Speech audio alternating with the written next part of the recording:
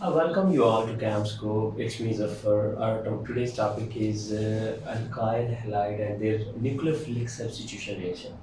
सबसे अहम रिएक्शन हम इनको समझ के बहुत ज़्यादा डिस्कस करते हैं, हालांकि बीटा एलिमिनेशन भी सब्स्टिट्यूशन रिएक्शन की दो साइड बाय साइड मतलब जा रही होती है, साथ साथ वो भी उतनी ही हो रही होती है ऑलमोस्ट, लेकिन हम ज़्यादा फोकस SN1 और SN2 भी कर लेते हैं। अच्छा, first of all nucleophilic substitution bimolecular और you can say simply SN2 reaction. ये क्या है? Two stands for bimolecular. Bimolecular हम कहाँ से लेते हैं जी? बेसिकली रेट डिटर्मिनिंग स्टेप में इसमें दो मॉलिक्यूल हिस्सा ले रहे होते हैं, तो वहाँ से ये नाम पड़ता है इसका बाय मॉलिक्यूलर। और जो दूसरा SN1 है उसमें रेट डिटर्मिनिंग स्टेप में एक सिंगल मॉलिक्यूल पार्टिसिपेट कर रहा है, उसका नाम हम SN1 रिएक्शन रख देते हैं। तो हम देखते हैं कि SN1 मैकेनिज्म क्या है और SN2 मैकेनिज्म क्या है। सबसे पहले हम यानी कि SN2 मैकेनिज्म डिस्कस करते हैं, जिसमें मैंने एक प्राइमरी अल्काइल हैलाइड लिया। आप देखो, प्राइमरी अल्काइल हैलाइड पे न्यूक्लियोफाइल ये है आपका, ये अटैक कर रहा है प्राइमरी अल्काइल हैलाइड की इलेक्ट्रोफिलिक कार्बन के ऊपर, ठीक है। और ये एक ट्रांजिशन प्रोडक्ट बना है, ट्रांजिशन कह लो, स्टेट आई है, ट्रांजिटरी है, ये कोई कंफर्म नहीं है कि बनती है, जस्ट हम असेस करते हैं कि ऐसा हुआ है, यानी हम इसको देख नहीं सकते। तो नेक्स्ट ये है कि हमारा प्रोडक्ट आता है जिसमें मॉलिक्यूल जो है अल्काइल हैलाइड का, इसमें ब्रोमीन उतर चुका है और OH लग चुका है और मॉलिक्यूल इन्वर्ट हो गया है, ठीक है। जिस तरह इधर 3 हाइड्रोजन थे, आपके बाहर उधर 3 हाइड्रोजन, ऐसे ही जैसे आप अम्ब्रेला लेके जा रहे हैं, तेज हवा आती है और आपका अम्ब्रेला इन्वर्ट हो जाता है। मॉलिक्यूल की कॉन्फ़िगरेशन पहले ऐसे है, ठीक है, 3 हाइड्रोजन इस तरफ है, अब ऐसे हो गई है, हाइड्रोजन दूसरी तरफ चल, this is called inversion of configuration. और स्ट्रॉन्ग न्यूक्लियोफाइल वीक न्यूक्लियोफाइल को निकाल देता है और इसे हम कहते हैं लीविंग ऑफ लीविंग ग्रुप। तो अब हम मैकेनिज्म डिस्कस करते हैं। पहला स्टेप ये है कि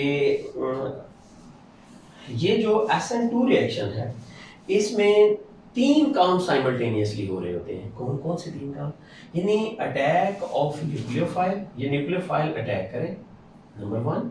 नंबर 2, चेंज ऑफ हिब्रिडाइजेशन। अच्छा, अगर sp3 हिब्रिडाइजेशन है ना, आपको पता है अल्काइल हैलाइड की, तो अटैक मुश्किल है। इसकी हिब्रिडाइजेशन sp2 प्लेनर होगी ना, तो ये एक कह लें कि sp2 हिब्रिडाइजेशन में अटैक जो है वो आसान हो जाता है। और हिब्रिडाइजेशन भी आपको पता है sp2 में 3 अटैचमेंट रह जाती हैं, तो भी अटैक इजी हो जाता है, लिविंग ग्रुप जो है वो लीव कर रहा होता है। हमने कहा attack of nucleophile, change of hybridisation and leaving of leaving group, ठीक है। लीविंग ग्रुप का जाना, न्यूक्लियोफाइल का अटैक करना, हिब्रिडाइजेशन का चेंज होना और लीविंग ग्रुप का लीव करना, ये तीनों एक स्टेप में होते हैं, इसलिए हम इसको कहते हैं it is single step reaction, ठीक है। सिंगल स्टेप रिएक्शन क्यों कहा जाता है? क्योंकि हम न्यूक्लियोफाइल का अटैक और leaving of leaving group same वक्त पे हो रहा होता है, साइमल्टेनियसली हो रहा है, इसलिए हम इसको क्या कहते हैं? Single step reaction. और अटैक ऑफ न्यूक्लियोफाइल जो है वो ऑपोजिट साइड से, फ्रॉम बैक साइड और यू कैन से फ्रॉम ऑपोजिट साइड। कौन सी ऑपोजिट साइड? कि जिस साइड पे ऑलरेडी एक न्यूक्लियोफाइल लगा हुआ है उसके ऑपोजिट साइड से अटैक होता है। यानी ये एक न्यूक्लियोफाइल ऑलरेडी मौजूद है, वीक है, इसकी बैक से अटैक होता है, इसके ऑपोजिट साइड से। देखा, ये नेगेटिवली चार्ज है, नेगेटिवली चार्ज को रिपेल कर सकता है, वीक ग्रुप है। अब ये हाइड्रोजन इसको हिंडर नहीं कर सकते, वैसे भी इसकी हिब्रिडाइजेशन टेट्राहेड्रल थी इस तरह से, अब ये प्लेनर हो गई है, मतलब sp2 में आपको पता है ना, ये टेट्राहेड्रल से प्लेनर में चली जाती है, टेट्राहेड्रल टू प्लेनर, तो अटैक हो जाता है।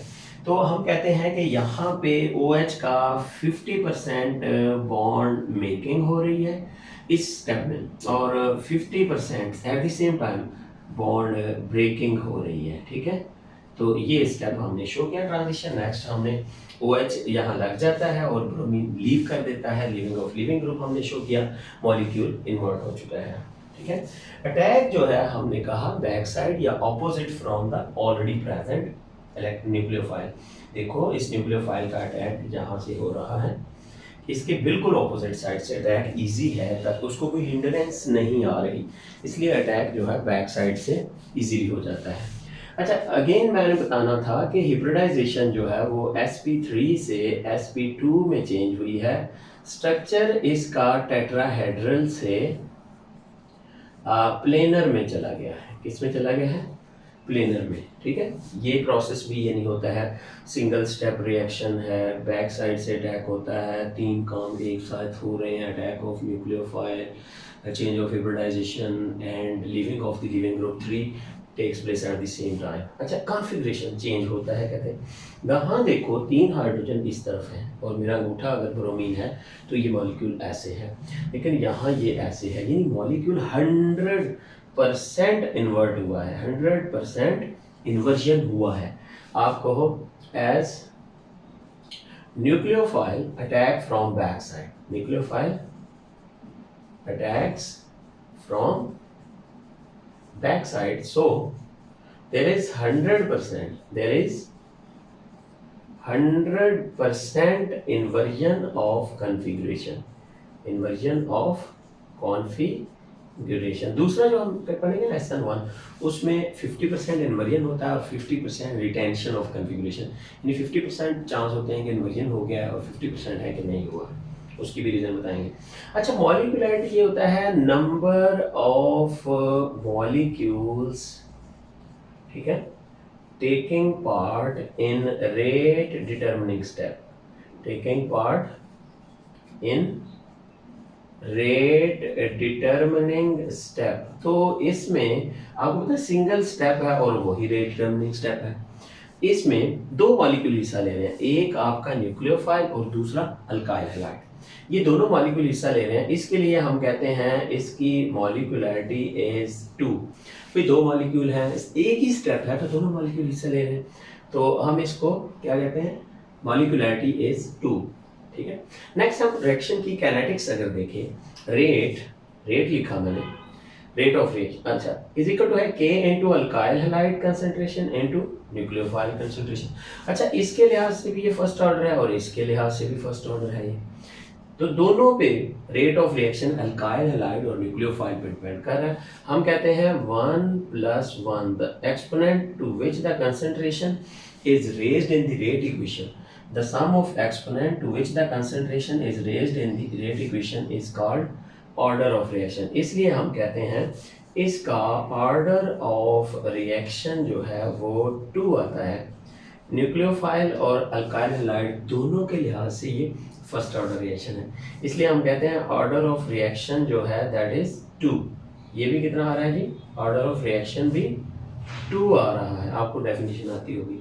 The sum of exponent to which the concentration is raised in the rate equation 1 + 1 is called your second order reaction. Next one, primary alkyl halide give SN2 mechanism, जो हम discuss कर रहे हैं। क्यों भाई? इसमें न्यूक्लियोफाइल आसानी से कार्बन पे अटैक कर देता है, अगर कार्बन पे बल्कि ग्रुप यहाँ पे लगे हुए हों तो अटैक मुश्किल हो जाता है, वो स्टैरिक हिंड्रेंस ऑफर करते हैं। ऐसे जैसे कोई आपका दुश्मन मारने के लिए आता है, आपके फ्रेंड्स आपके साथ खड़े होते हैं, वैसे ही यहाँ पे अगर बल्कि ग्रुप, बड़े ग्रुप लगे हों तो वो आने वाले न्यूक्लियोफाइल को अटैक नहीं करने देते, तो ये कार्बन बचा रहता है। तो जब अटैक नहीं होता, यानी स्टैरिक हिंड्रेंस, दूसरे लफ्ज़ों में मैंने कहा कि स्टैरिक हिंड्रेंस चूँकि प्राइमरी अल्काइल हैलाइड में नहीं होती, न्यूक्लियोफाइल का अटैक कार्बन इस इलेक्ट्रोफिलिक कार्बन पे होता है, इसलिए हम कहते हैं कि हमें SN2 मैकेनिज्म्स मिलते हैं इस केस में। और दूसरा याद रखिएगा, SN2 रिएक्शंस आर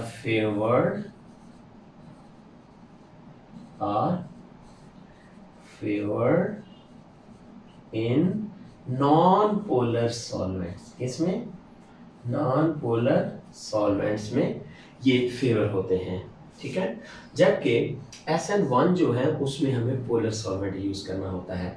अब मैं अगर थोड़ा सा कंपैरिजन इसी के ऊपर आपको थोड़ा बताऊं, आइडिया दूं SN2 के बारे में, कंपैरिजन से कहते हैं इजी होती हैं चीज़ें। अच्छा, ये सिंगल स्टेप रिएक्शन है, वो जो हम SN1 पढ़ेंगे वो 2 स्टेप रिएक्शन है, ठीक है।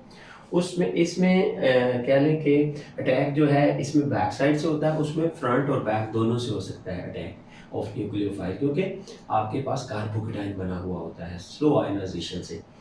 तो उसका पहला स्टेप स्लो होता है जिसमें आयनाइजेशन, दूसरा स्टेप फास्ट, ये है ही फास्ट स्टेप है, बस एक ही है। चेंज ऑफ कॉन्फ़िगरेशन उधर भी होता है इधर भी होता है, यानी SN2 में भी है sp3 टू sp2 और उसमें भी sp3 to sp2 hybridisation change होगा। इन्वर्जन इसमें 100% है, उसमें अटैक दोनों साइड से हो रहा है, 50-50 होती है इन्वर्जन। रेट अगर देखा जाए तो उसमें सिर्फ अल्काइल हैलाइड के मॉलिक्यूल पे रेट ऑफ रिएक्शन डिपेंड करता है, ठीक है। इसलिए हम कहते हैं वो जो है उसकी मॉलिकुलैरिटी भी 1 है और उसका ऑर्डर ऑफ रिएक्शन भी 1 होता है, ठीक है। और फिर हम कहें प्राइमरी अल्काइल, फिर उस उधर हम कहते हैं टर्शियरी अल्काइल हैलाइड जो होते हैं ना, वो बहुत कह लो कि वो SN1 मैकेनिज्म लेते हैं, याद रखना है आपने।